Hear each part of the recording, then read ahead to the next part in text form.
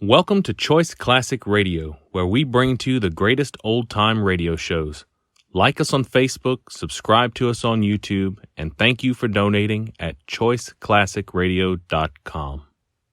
Now, Roma Wines, R-O-M-A, made in California for enjoyment throughout the world. Roma Wines present Suspense. Tonight, Roma Wines bring you Miss Fay Bainter as star of The Lucky Lady, a suspense play produced, edited, and directed for Roma Wines by William Spear. Suspense, radio's outstanding theater of thrills, is presented for your enjoyment by Roma Wines. That's R-O-M-A, Roma Wines. Those excellent California wines that can add so much pleasantness to the way you live, to your happiness and entertaining guests, to your enjoyment of everyday meals. Yes, right now a glassful would be very pleasant, as Roma Wines bring you Fay Bainter in a remarkable tale of suspense. When the police accused George with the murder of those young actresses, I took up for him till the very last. Of course, I should have known better because Lady Susie didn't trust him, and Lady Susie is a smart cat. She has a way of picking winners among humans. On the surface, George didn't look like a criminal, big and gruff. There was nothing unusual looking about him, except his hands. Still, that peculiar antagonism between George and Susie from the very first day he came to work for me at Rehearsal House. It was a dismal afternoon.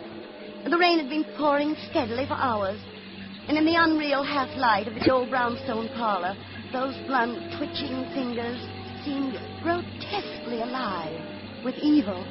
I was frantic, or I probably never would have hired him. What's your name?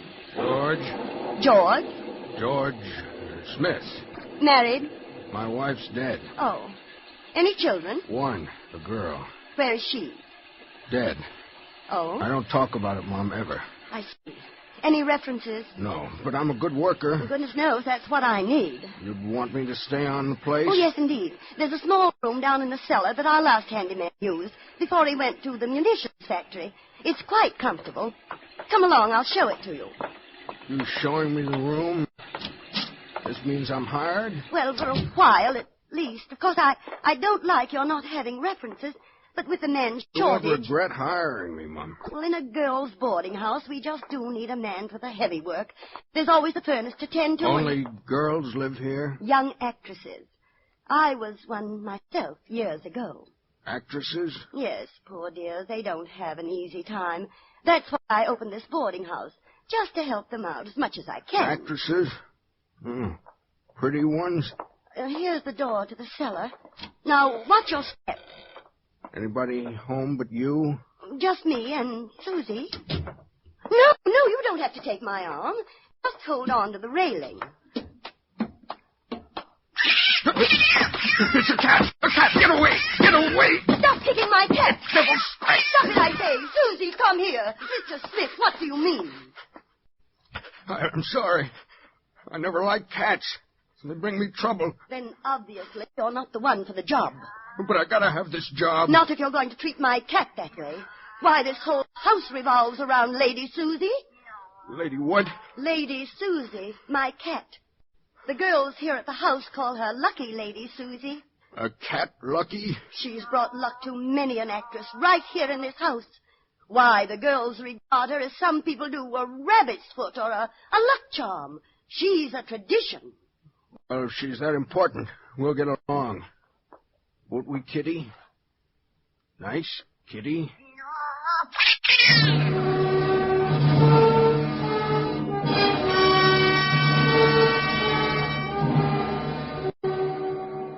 No, I wouldn't have hired George, but I had to have a handyman. But I think I realized right then that he was no good for the house. Even if he was startled, that was no excuse for a great big man to kick a harmless little pet. My mother always said, any man who isn't kind to animals is not to be trusted. But what with the war and... Well, George was a good worker.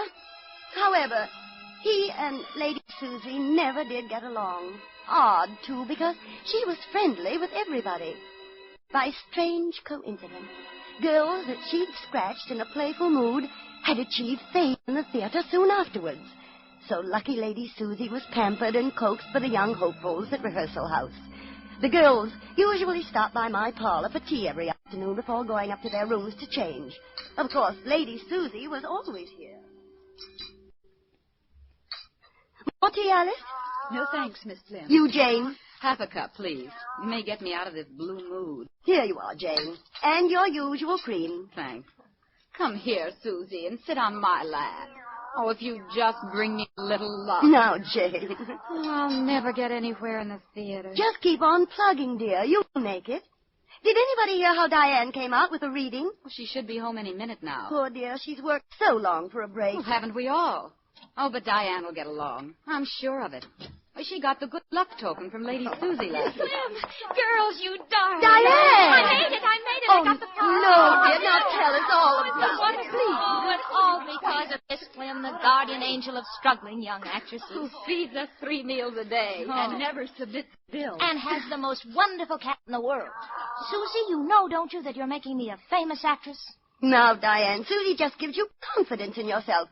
There's nothing to the superstition Oh, that... yes, there is. One tiny scratch from Lucky Lady and success is inevitable.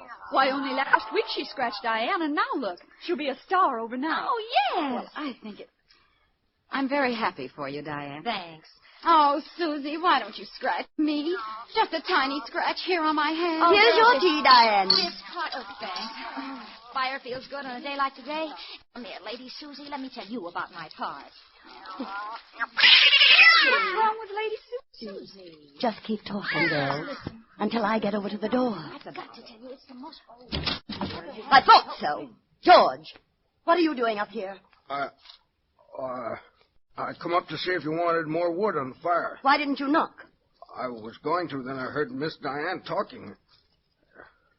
Hello, Miss Diane. Hello, George. So you got the part you wanted. That's fine. Oh, yes, George. Isn't it thrilling? You'll be a great actress, Miss Diane. Nice, kitty. Hush. That will be all for now, George. But if you'd like me to fix the fire... When we need more wood, I'll call you. Yes, Mom. Good evening, Miss Diane. He knows everything about us, doesn't he? I don't like it. The idea, his listening at the door. Oh, come on now, Plym. He's harmless. He's lonely. Poor man does everything he can for us. You trust everybody, Diane. Too much. Well, it does seem safer with the man in the house. There's something sinister about him, and Susie doesn't trust him. The way she claws the rug and that strange yowl of hers whenever he's around. I wonder why she does that. Could be a warning of some kind. Just be careful, girls. I don't want anything to happen. Oh, Miss Plym, thanks to lucky Lady Susie, nothing but good can happen to me from now on.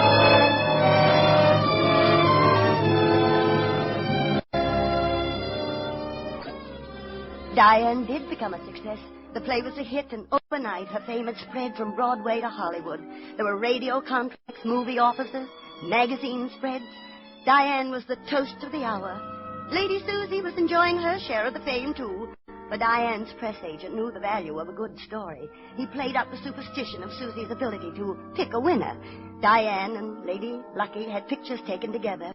Soon my shabby rehearsal house had become the residence for aspiring actresses. I was turning girls away. Do you know, even with her fame, Diane refused to move to a better house. She stayed on in a little single room with a one overhead bulb as though nothing had changed. At first she was so happy it was a joy to be around her. But then it began. She'd stare into space for minutes at a time. There were worry lines between her eyes. Being an old actress, I knew too well what her trouble was. One night, Lady Susie and I stayed up later than usual, just to cheer her up when she came home from the theater. Hello. I am tired. You haven't been your cheerful self lately, Diane. Lemmy, you were a famous actress once, weren't you? Yes, dear. How long did it last? Your fame, I mean. Oh, until a new toast to Broadway came along. Then I faded into obscurity again. Wasn't that terribly hard to take? It's so cruel. One never gets used to it, Diane. Plimmy, I couldn't bear it. To be unknown again. To go on living with only dreams of the past? Every actress has that fear, Diane.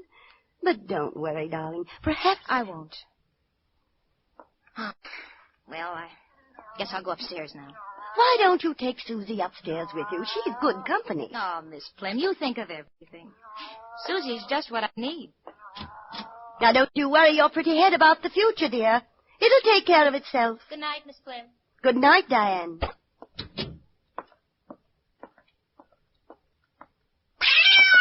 Miss Diane? Oh, George. I didn't mean to scare you. Oh, it's so dark out here in the hall. I didn't see you. You like that cat, Miss Diane. Oh, Susie's a good luck cat. Cats bring nothing but evil. You're up late, George. I stay up lots of nights till you come in. Oh? You're so pretty, Miss Diane. Your hair, your face. You walk nice. George, you shouldn't... Susie, hush. She always yowls that way. She don't like me, Miss Diane. She's just like the cat my daughter had. Your daughter? You make me think of my daughter, Miss Diane. She was pretty, too. She was killed. Oh. George, I'm sorry. My daughter and my wife, they was killed sudden. Both at once. Oh, how horrible. I keep trying to forget, then I see you and I remember all over again. George, you mean I that heard what you were saying to Miss Plym. You're worrying about your fame lasting. Miss Diane, you'll be famous as long as you live. I know you will. Thank you, George. Now, good night. Night, Miss Diane.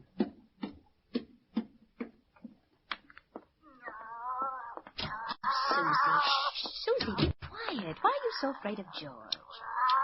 Susie.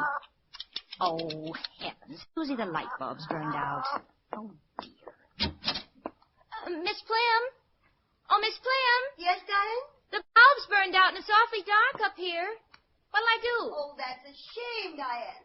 I'll send George up with a new bulb right away. George? No. George will fix it. What's the matter with you, Susie?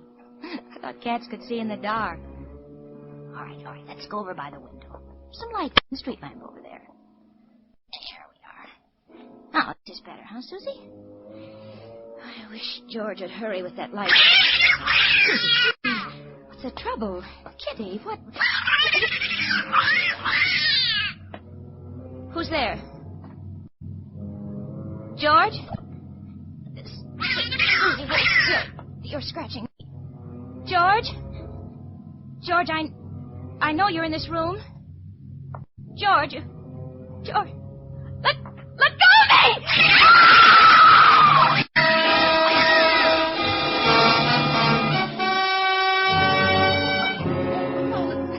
Of course, we all heard the screams coming from Diane's room, and I rushed upstairs at once. I walked into the room, and there lay Diane. I think all the girls knew instinctively, just as I did, that she was... George. That awful George was staring into her face as though he was in a kind of a trance. She's fainted. Pretty Miss Diane, she's fainted. Fainted. She's dead.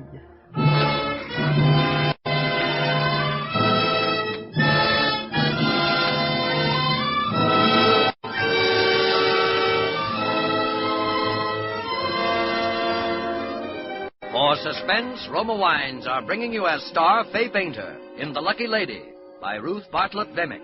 Roma Wines' presentation tonight in radio's outstanding theater of thrills, Suspense.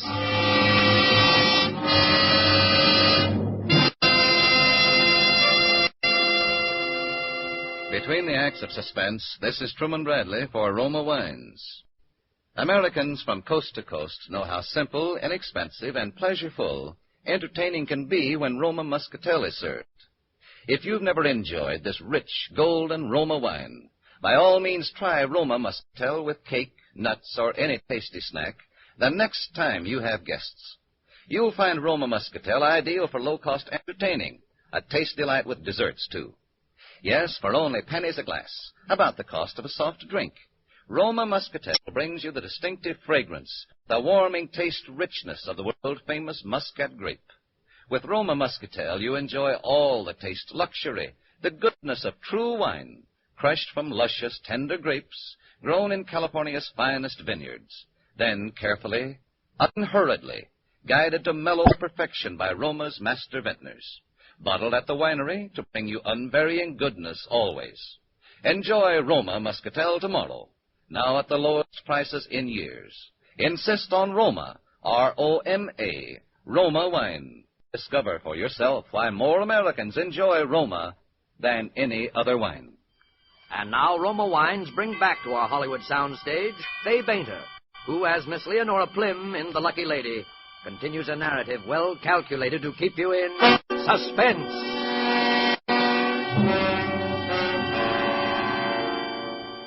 It was certainly a sad and dramatic scene as we all stood there in Diane's room looking down at her. Even more beautiful in death than she had been in life. George had that awful, vacant look on his face. Dead? She's dead? George, what happened? I sent you up here to fix a light bulb for Miss Diane. Then I heard a scream. What happened? When I came up, it was dark. She left the door open, and I stood in the room. I could see Miss Diane from the street lamp, but she couldn't see me.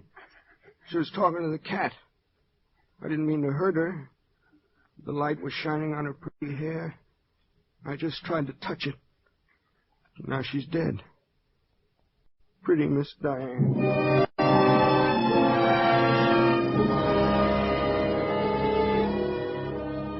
There were no signs of violence, no unusual marks on her body. Diane lay as if she was asleep. When you police came, you were sure at first that poor George was guilty. But you could find no evidence to back up your suspicions. Besides, even though we didn't like him, everybody in the house took up George. The girls just couldn't believe that he was guilty. Then, too, the next day, a suicide note was discovered. The inspector found it between the pages of a recent success story about the lovely young actress. It said, "I don't know how much longer the success is going to last, but I do know I couldn't stand being a nobody again. Just any day now, I'll be taking my final curtain call voluntarily. For only through death can an actress achieve lasting fame." The note was signed, Diane. Later, it was announced to the papers that Diane Carville's death appeared to be suicide. However, before this announcement was made public, the inspector had paid me a visit. It's about George, Miss Plim. Yes, Inspector? The state's attorney is satisfied with the suicide verdict. But I'm not. But, Inspector... The screams George found in the room, it doesn't make sense that Diane Carver killed herself. Yes? But I can't prove anything. There's no evidence. Just this uncanny hunch. What do you want me to do, Inspector? Look, I want you to let him go on working here as though nothing had happened. But, Inspector... Let him know you think he's innocent, that the case is closed. I can't see Give him how... plenty of rope. If he's guilty, he'll hang himself. Inspector, the safety of my girl... Yes, it's dangerous, possibly. On the other hand, he may be innocent. There's no evidence. No evidence. When his wife and daughter died, there was no evidence either.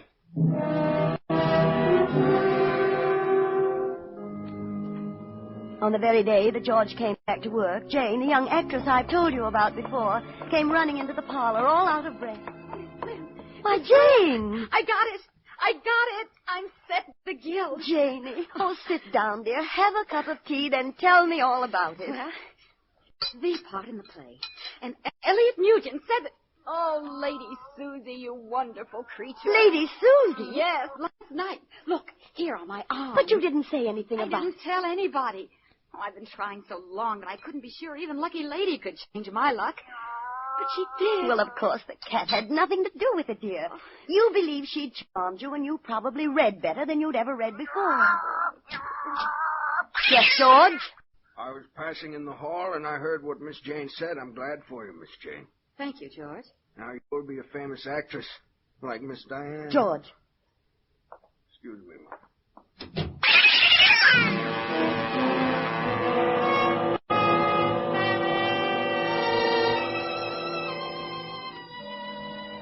Well, it happened to Jane, too. Just as Diane had done, Jane became the toast of the town. Then, right at the peak of her career, she died, mysteriously, and at Rehearsal House. There was the burned-out light bulb, the horrible yowling of Lady Susie. But this time, George disappeared before the police arrived. A citywide manhunt began for George. And in the meantime, just as I'd done for Diane. I wrote a letter of condolence to Jane's parents, sending all the newspaper clippings, telling them what a blessing the poor child had succeeded in her life ambition before such a dreadful thing had happened. Jane's mother sent me a long, appreciative letter as Diane's had done, and I pasted the two letters side by side in my scrapbook. It was about the 6th day after Jane's death that the inspector called me on the phone. Now listen carefully, Miss Plim. What is it now, Inspector? Are you alone? Yes. Listen. Lock yourself in your room and stay there until the police car arrives. A man who looked like George Smith was seen in your neighborhood a few minutes ago. Oh, Inspector, There's no time to talk. Lock yourself in. It may be your life next. This man is dangerous. But I've never handled a dangerous man before. Don't under any condition leave your room. He's probably sulking through your house right now. Oh, dear, That's all, Miss Plim. Inspector, oh, dear. All alone, Well, naturally, I was frightened, realizing that even at that moment a criminal, or worse, a maniac, might be under my own roof. When the inspector hung up, my mind was confused, my heart thumping like a washing machine. It was then that I heard lucky Lady Susie. She was howling the way she always did when George was about. But it was even worse than usual, for now she sounded as though she were fighting in pain. The sound was coming from the direction of the cellar where George's room had been. The warnings of the inspector forgotten, I ran down the hall toward the cellar door.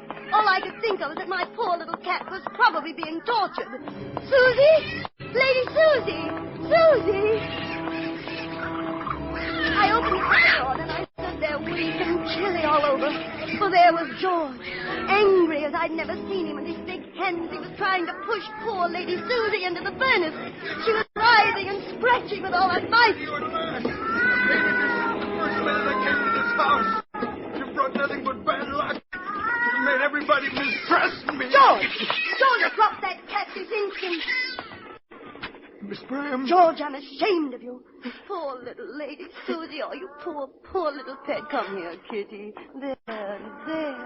But George, I'm terribly angry with you. Any grown man who would try to push a poor little helpless kitty into a burning furnace. The cat's brought nothing but trouble. Oh. Why, George, you don't look so well. The cat would be better off dead. It's brought nothing but evil. George, why don't you come upstairs? I was just making some tea. Tea? Come along, George. We'll talk it all over in the parlor. You know, the police are after me. Of course, George. But they'd never think of looking in my parlor for you. They blame me with Miss Jane's murder. All right. Let's get the tea over with. We'll just let it steep a second. George, I can't forgive you for trying to kill my cat. Why would you do such a cruel thing? I hate cats. They're evil. I understand you're a dangerous criminal, George. What do you prefer, cream or lemon? A creamer. It was my daughter's pet cat that turned over the kerosene lamp and set the house on fire.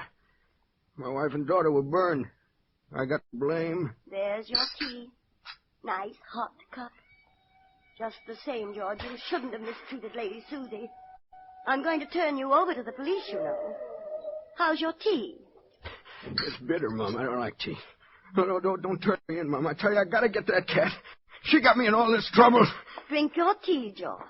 Drink your tea. Yes, well. Come on, open up in here. Is that the police? Yes, George. I'll have to let them in. I've got to get out of here. My head out. My goodness. George is dead. Oh, well. But don't tear the door down. I'm coming.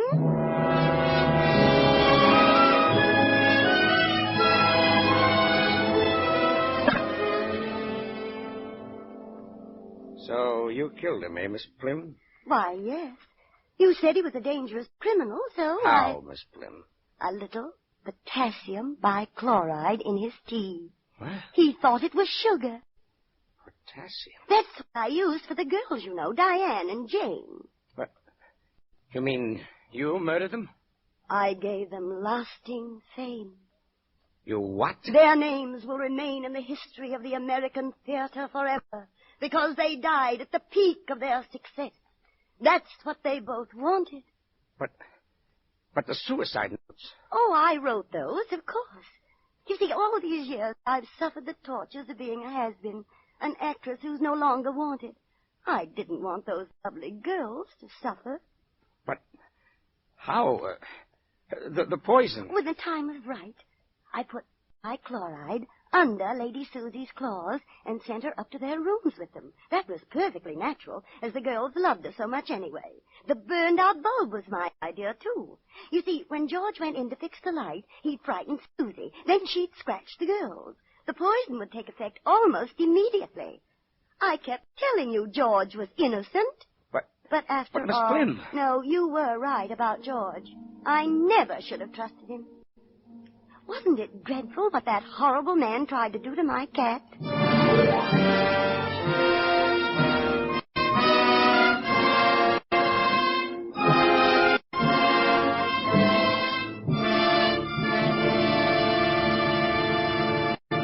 Suspense.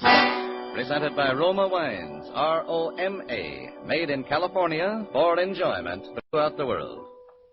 Before we hear again from Fay Bainter, the star of The Lucky Lady, tonight's suspense play, this is Truman Bradley for Roma Wines. Here's an interesting comment on gracious dining from famous Elsa Maxwell, who says, among smart American hostesses who know how much wine adds to mealtime pleasure, I notice more and more now serve Roma California Burgundy regularly. Dining with Roma Burgundy is a gracious, inexpensive custom I share and enjoy with my friends. Roma Burgundy adds new zest, brings out the flavor, fullness of food, and lends charm and friendliness to the dinner table. Enrich your next dinner with the appetizing fragrance and tempting taste of good red Roma Burgundy. You'll agree it's true taste luxury at low cost. For Roma Burgundy costs just pennies a glass.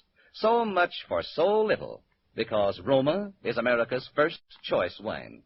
And you make substantial extra savings when you buy Roma Burgundy in the half-gallon or gallon economy sizes. Enjoy Roma Burgundy tomorrow. Insist on Roma, R-O-M-A, Roma wine, made in California for enjoyment throughout the world. This is Fay Bainter. It's been a pleasant and stimulating experience as usual to make an appearance on Suspense, where an actress never knows until she's read the very last paragraph whether she's a deep-dyed villainess or a lady in jeopardy. Mr. Spear has just been telling me that next Thursday an actor who is an incomparable favorite with all of us will be your star. That'll be Colonel James Stewart, late of Uncle Sam's fighting forces. Jimmy Stewart will appear in a role that I think will surprise you, one unlike any he has ever done before. I certainly won't miss next Thursday's Suspense show, and I know you'll make it a point to listen to. Fay Bainter will soon be seen in the Paramount production, The Virginian. Next Thursday, same time, Roma Wines will bring you Mr. James Stewart as star of Suspense, radio's outstanding theater of thrills. Produced by William Spear for the Roma Wine Company of Fresno, California.